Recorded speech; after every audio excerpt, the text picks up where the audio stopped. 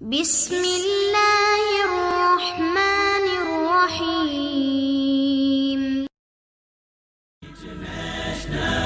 Islamic Research Center. کچھ ایسے لوگ صبح صبح قوالیاں سنتے ہیں اور انہیں باعث اجر سمجھتے. میں تو یہی کہہ رہا تھا نا کہ قرآن، حمد باری تعالیٰ، نعت رسول مقبول، قوالی شریف، وہ کوئی گناہ کر کے تھوڑا سنتے ہیں، وہ تو ثواب سمجھ کے سنتے ہیں. ایسے لوگوں کو کیا نصیحت کی جا سکتی ہے؟ جو ہمارے بس میں تھا ہم نے کر دی یا نہیں کی؟ جو ہمارے بس میں تھا وہ ہم نے کر دی ہے کہ یہ انداز جس چیز میں موسیقی کو شامل کر دیا گیا وہ فاسد ہو گئی، وہ بیکار ہو گئی. اب اس میں اللہ کا نام لیں.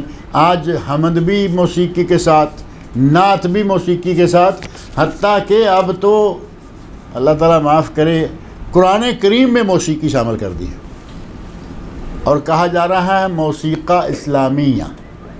اب اسلام میں پتہ نہیں کون سی موسیقی تھی، موسیقہ اسلامیہ. قرآن کریم پڑھیں گے، اذان دیں گے، شروع میں موسیقی، آخر میں موسیقی. موسیقی کا زور اتنا بڑھتا جا رہا ہے کہ لوگ اس کو بھی اسلامائزیشن، موسیقی کی اسلامائزیشن ہو رہی ہے.